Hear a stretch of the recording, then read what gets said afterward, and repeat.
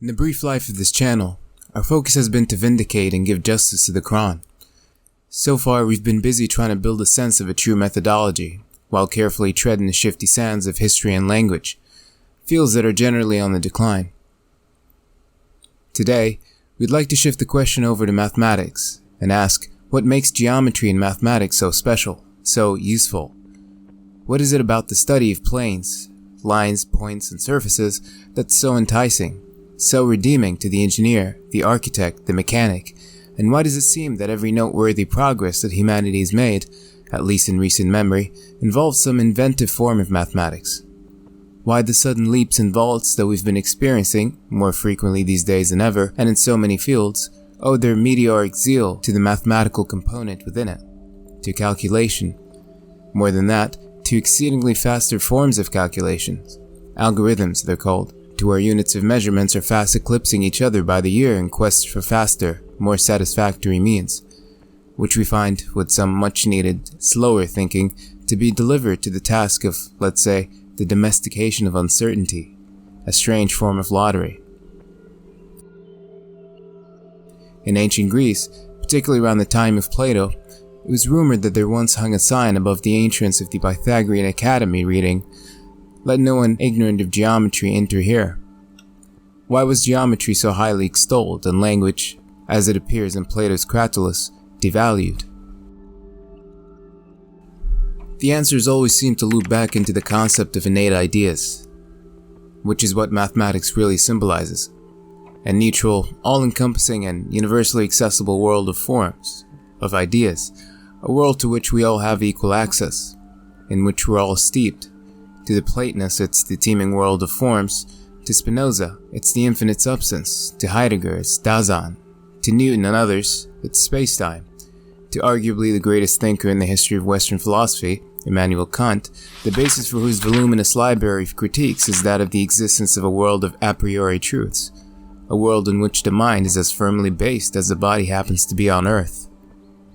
And it's the sharedness of this world that makes mathematics and the exact sciences so universal, to which we owe the extraordinary industrial and technological booms of the last 200 years. The transcendence of borders and cultures are all consequences, not of some domineering and imperious impulse as has been so superficially asserted, but of the powerful impetus of having finally developed methods to which we can all have equal claim. The reason behind the triumph of the mathematical sciences over those of the humanities and liberal arts is owing to its continued sobriety, or to what were fittingly described as groping for explanations, reconciliations, and restatements. It's precisely why math is often called a universal language, as indeed it is. It's also why the slave boy from Plato's Meno was so receptive to the teachings and guidance of Socrates, and why this particular dialogue serves the perfect and eternal metaphor for humanity's boundless capacity for growth and development. In our studies of the Quran, we have glimpsed this time and again, this adamant movement towards universality. Think of a work by a Dante or 1001 Nights, and what makes these works so monumental, and you'll find that what catapulted them to their status and gave them commercial tenure in the top shelves of the world's libraries, small and major, is the conditions from which these same books arose. And when we closely study these conditions, we find them rather shocking, rather disproportional, and even impossible to have actually been the kinds of conditions that would have produced such works.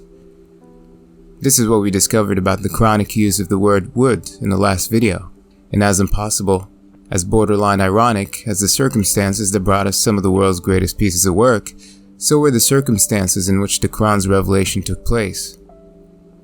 It's the simplicity of the desert man, the simplicity and noviceness of the people, like that of the slave boy in the dialogue, that served the perfect opportunity for such a revelation. He had to have been a slave, an amateur, a hatchling, and not a scholar or even a student to prove this unspoken rule. And as such, so was the Torah revealed to a vagabond, and monotheism to an apostate. This unspoken rule we also find to be the sole condition and proviso for what we call understanding, of being so far removed from what one needs to understand as to see it in its complete opposition to himself, as to shadow it. The slave boy here finds his perfect analog in the Quranic archetype of the Yatim, his unequipment and lack of experience with the principles of geometry, yet his seemingly congenital affinity to it, stands as the highest expression of fertility, as well as a central epistemological requirement to understand in the Quran itself, as its reader is technically always its yatim. It's a way of mimicking, intellectually, the conditions of the orphan by giving up so as to receive. It involves the same type of groping for explanations, reconciliations, and restatements as noted by Worf. Like the two orphans from the verse of the cave, as narrated through the wise man under whose brief apprenticeship Moses was at the time, the two orphans, we're told, had an inheritance in the form of a treasure waiting to be unearthed from the bottom of a collapsed wall. And as we learned from the verse, God sent the wise man to fulfill that role for them. And when Moses casually remarked that the man could have been financially compensated for so doing, that was the note on which their apprenticeship would end. This teaches us a few things about the concept of yatim. That, principally, a yatim, as conceptualized in the Quran, isn't exactly the disadvantaged and deprived orphan that's commonly thought of.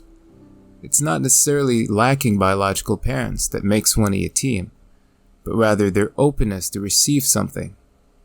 And what one receives here isn't this or that random or handy thing in particular, but what's, so to speak, ontologically one's own, or what we call, rather passionately, one's own birthright. And as the Quran makes known here, its continued proximity to the yatim as something which shadows him throughout his development, something like what a baby really desires when repeatedly clutching at a distant object. The treasure under the wall, which strikes us as a common literary motif, represents the impetus, the stimulus package that was to allow the two orphans from the story not just to have a start at life, but a life period. Thus, this ontological something, or birthright, is to be understood as having purposive utility and practical yield throughout the person's life.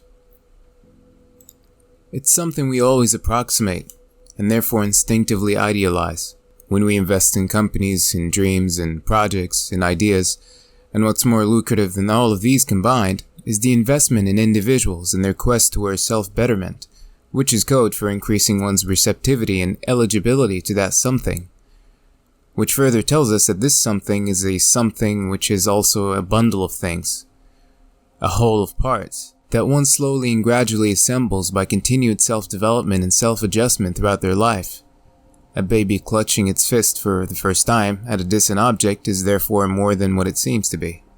This is something to add, if not already added, to the Jungian conceptualization of the self as the expression of all that one can be, or to one's potential, as the proper daily task of the individual, and this something which they receive, and which, we said, continue to receive, would serve as milestones indicating how far they'd come. A yatim is therefore a universal concept. However, we must clarify that though self-integration is a lifelong task, one stops being officially labeled a yatim once they have come into contact with that thing, and have officially begun assimilating it. Hence the serious moral and legal emphasis which the Quran places on their treatment, on supporting them, of investing into their future, because in a way, they're not the only people whom the treasure awaits, but rather, they are. As far as the rest of us are concerned, the treasure itself under that wall we call society, whose significance the wise man must have felt as he heaved it into place in the moment.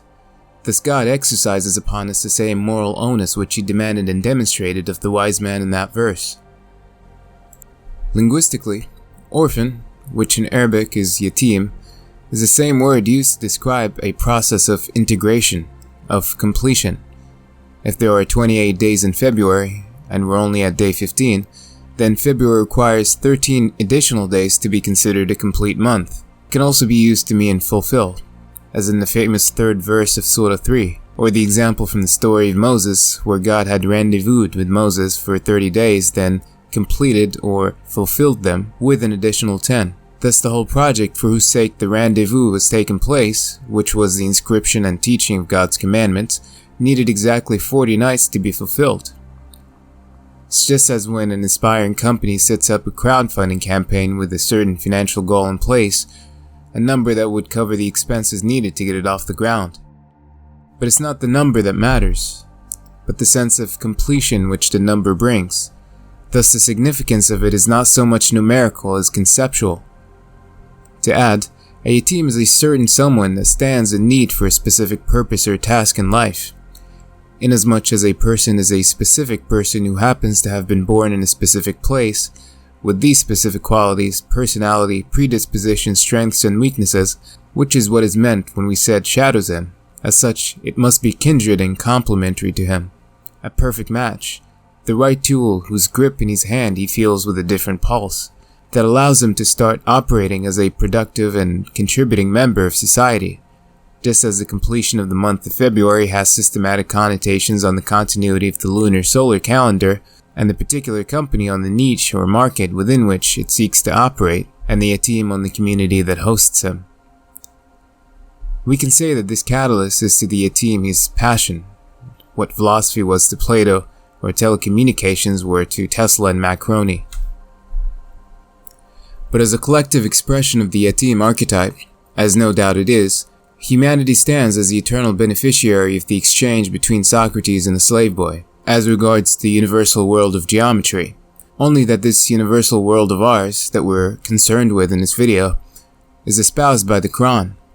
When one's engaged in a true congenial dialogue with it, such that both parties are in agreement in the quest for common truth, it reveals the same marvels and splendors as those which the mathematician and geometer feels when suddenly discovering a certain never-before-glimpsed relation, a formula that revolutionizes and shifts the course of intellectual progress, perhaps leading to the invention or implementation of a method that saves millions of lives, or makes it so that we have instant 24-hour access to our families and friends around the world.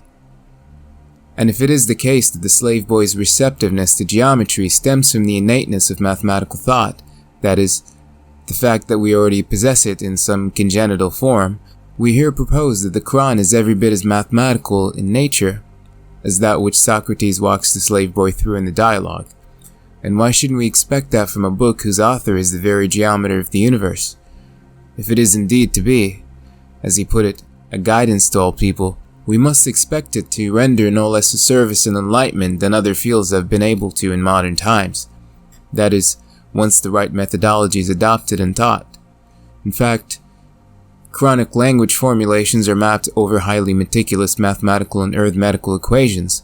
Think of the ordinal theory of number, the idea of the class and the series.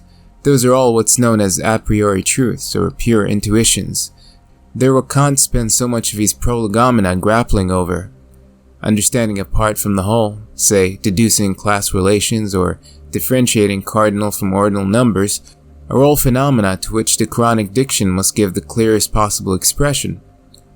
But a confirmation of such mathematical linguistic operations requires in-depth approach such as we are, in this channel, are verging to take.